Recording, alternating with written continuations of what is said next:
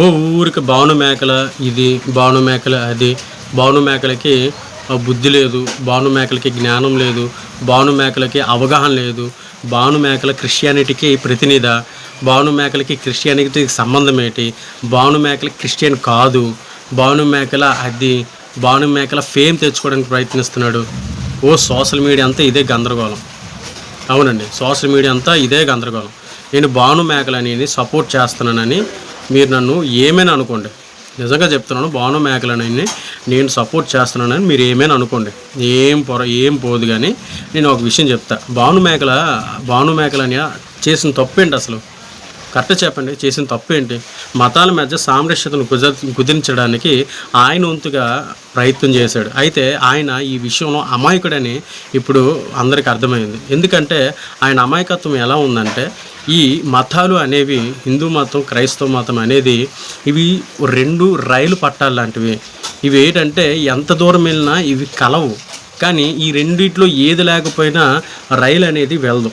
అలాగే ఈ దేశంలో కూడాను ఈ రెండు మతాలు రెండు పట్టాలు లాంటివి. ఇవి ఎప్పటికీ కలవు, వైరంగానే ఉంటాయి, ఎప్పటికీ కలవు. కానీ సమాజం దీని మీద వెళ్ళే నడుస్తూ ఉంటుంది. సో ఈ విషయం అర్థం కాని బాను మేకల సామరస్యతను కుదర్చడానికి తన వంతుగా ప్రయత్నం చేశాడు. ఎందుకు ఆ ప్రయత్నం చేశాడు అంటే, కేవలం ఆయన మానవత్వాన్ని, మనుషుల మీద ఉన్న ప్రేమని, అరే మతాల గురించి కొట్టుకు చస్తున్నారే, మత సామరస్యతను కుదిరిస్తే అందరూ సహోదరభావం కలిగి అన్నదమ్ముల్లాగా మెలుగుతారు కదా, అన్నదమ్ముల్లాగా జీవిస్తారు కదా, ఒకరినొకరిని తిట్టుకుని, ఒకరినొకరిని దూషించుకుని, ఒకరినొకరిపై దాడులు చేసుకుని ఎంతకాలం ఈ రోత ఈ మోత అనుసుకుని ఆలోచించి ఆయన ఒక అడుగు ముందుకు వేశాడు. ఆయనకి బైబిల్ గ్రంథం మీద పట్టు లేదు, అలాగే హైందవ గ్రంథాల మీద కూడా పట్టు లేదు. అయినప్పటికీ మనుషుల మీద, మానవత్వం మీద ఆయనకి అమితమైన నమ్మకం, అమితమైన ప్రేమ ఉండడం ఆయన ఒక ప్రయత్నం అనేది చేశాడు. అది ఎలా చేశాడు? ఫోన్లు చేసి, అయ్యా ఇదిగో క్రైస్తవుల్లో కొంతమంది ప్రముఖులు, క్రైస్తవుల్లోని సోషల్ మీడియాలో చాలా ఎఫెక్టివ్గా ఉన్నవాళ్ళు, చాలా అంటే ఎక్కువగా రియాక్ట్ అవుతున్న వాళ్ళని నేను కొంతమందిని ఏర్పాటు చేస్తాను, మీరు కూడా రండి, మత సామరస్యతను పెంచుకుందాం, కూర్చుందాం, మాట్లాడదాం, ఒక దీని మీదకి వద్దాం, ఒక అగ్రిమెంట్కి వద్దాం ఇకపైన అనుకుని ఆయన మాట్లాడడం జరిగింది. ఆయనకు తెలీదు, యాక్చువల్గా ఆయనకు తెలీదు క్రైస్తవంలో విగ్రహారాధన ఉండదు, క్రైస్తవం విగ్రహారాధనకు వ్యతిరేకం అని ఆయనకి తెలీదు. ఎందుకంటే ఆయన క్రైస్తవుడు అయినప్పటికీ ఎక్కువ సమాజ శ్రేయస్సు కోసం, మానవత్వం కోసం ప్రయత్నిస్తున్న వ్యక్తి. ఆయనకి తెలీదు బేసికల్గా. అది తెలియకపోవడం ఆయన ఏంటంటే కొన్ని ఆ మాట అనకూడదు కానీ కొన్ని తోడేళ్ళ మధ్యకి ఒక అమాయకపు గొర్రెలాగా వెళ్ళిపోయాడు అనమాట. ఆయన తప్పేం కాదు. ఆయన ఏంటంటే మానవత్వం గొప్పది కదా ఆయన ఆలోచించే వ్యక్తి అనమాట బాను మేకల. అంతేగాని ఈ రెండు అంటే క్రైస్తవులు విగ్రహారాధనని వ్యతిరేకిస్తారు, విగ్రహారాధన చేసేవాళ్ళని అన్యులుగా చూస్తారు అనుకునే విషయం ఆయనకి తెలిసినప్పటికీ మానవత్వం ముందు మతం ఏమాత్రం అనుకుని ఒక పిచ్చి భ్రమలోకి వెళ్ళిపోయారనమాట. కానీ ఈరోజు ఆయన రియలైజ్ అయ్యి ఫైనల్గా ఈ మత సామరస్యత ఫెయిల్ అయిపోయింది, ఎవడు మట్టుగా ఆడు ఉండండి, ఎవడు మట్టుగా ఆడు ప్రచారం చేసుకోండి అనుకుని చెప్పడం జరిగింది. ఆయన చెప్పడం జరగడంతో ఒక్కొక్కరు ఒక్కొక్క విధంగా ఆయన వేసుకుంటున్నారు. తప్పేముందండి? ఆయన ఒక ప్రయత్నం చేశాడు, స్వాగతించాలి. అటు ఎవరైతే ఈ శివశక్తి, కరుణాకర్ సుగుణ, నెక్స్ట్ లలిత్ కుమార్ గారు, నెక్స్ట్ హమారా ప్రసాద్ గారు కూర్చోబెట్టి కొన్ని మాటలు మాట్లాడారు, అడిగారు, అరే విగ్రహారాధన మీ ఊళ్ళు వ్యతిరేకిస్తారు, అది వాళ్ళు బైబిల్లో ఉంది, వాళ్ళు దాన్ని తప్ప మరి దేన్ని ప్రకటించలేరు, అది ప్రకటించకుండా వాళ్ళు ఉండలేరు, వాళ్ళు ప్రకటించకుండా ఉండమంటే మేము కూడా ఉంటాము అనుకుని చెప్పారు. ఓకేనా? అయితే మత సామరస్యతను పెంచుదామనుకుని వెళ్ళి ఫెయిల్ అయిపోయాడు. దీన్ని పట్టుకుని ఆయన జ్ఞానం లేదు, ఆయన బుర్రతకుడు, ఆయన అదే అనుకుని ఇష్టానుసారంగా మాట్లాడుతున్నాడు. అరే జాన్ పాల్ అని ఒక పాస్టర్ ఉన్నాడు చూసావు, ఆయన వాక్యాన్ని వక్రీకరిస్తాడు. ఓకేనా? ఆయన వాక్యాన్ని వక్రీకరిస్తాడు. ఆయన చేసిన తప్పుని తనకు అనుకూలంగా మార్చుకోవడానికి కొన్ని వాక్యాలు చూపిస్తాడు. అరే యోసేపు పొతిఫర్ కూతురు 20 సంవత్సరాల కూతురు చేయి పట్టుకుని యోసేపుని ఆపితే ఆగిపోతాడు కదా అనుకుని అంటున్న ఆ వ్యక్తిని ఎవడు ఎంట్రుక కూడా పీకలేకపోతున్నాడు. అరే మత సామరస్యతను కుదుర్చుదాం, సహోదరులందరినీ కలుపుదాం అని అంటే తెలియదు ఆయనకి.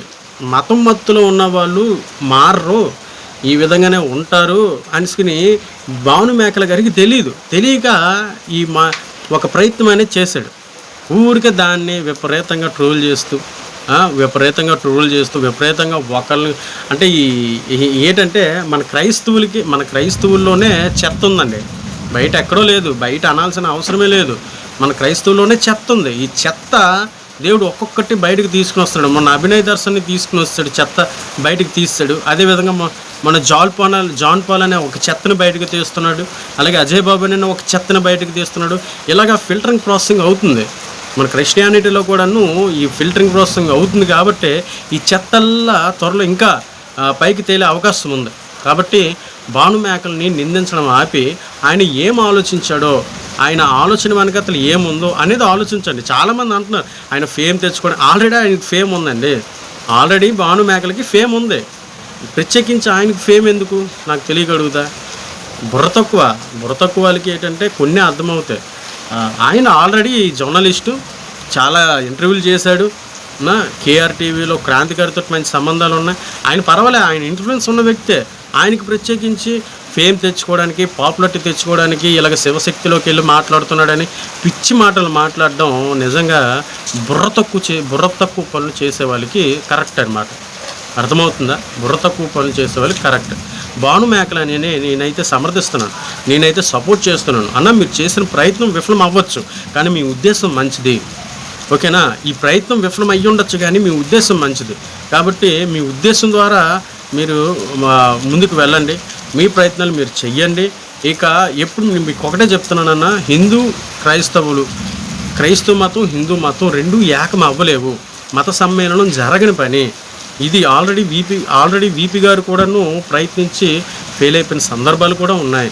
మీరు కొంచెం బ్యాక్గ్రౌండ్ చెక్ చేసుకుని వెళ్ళవలసిన అవసరం ఉందని నాకు అనిపిస్తుంది. ఇది నా అభిప్రాయం మాత్రమే. మీరు బాగా ఆలోచిస్తారు, మీరు ఇంకా ముందుకు వెళ్తారు. కాబట్టి అది మీకే వదిలేస్తున్నాను. ఓకేనా? మీ అభిప్రాయాన్ని, మీకు అసలు భాను మేకలని మీద మీ ఒపీనియన్ని, అభిప్రాయాన్ని కామెంట్ ద్వారా తెలియజేయండి. ఆయన చేసే పని కరెక్టా లేదా, ఆయన తొందరపడ్డా, లేకపోతే అమాయకంగా ఈ ఊరిలో పడిపోయాడా ఏంటనేది మీరు కామెంట్ సెక్షన్లో నాకు తెలియజేయండి. ఓకేనండి. God bless you. షాలోమ్.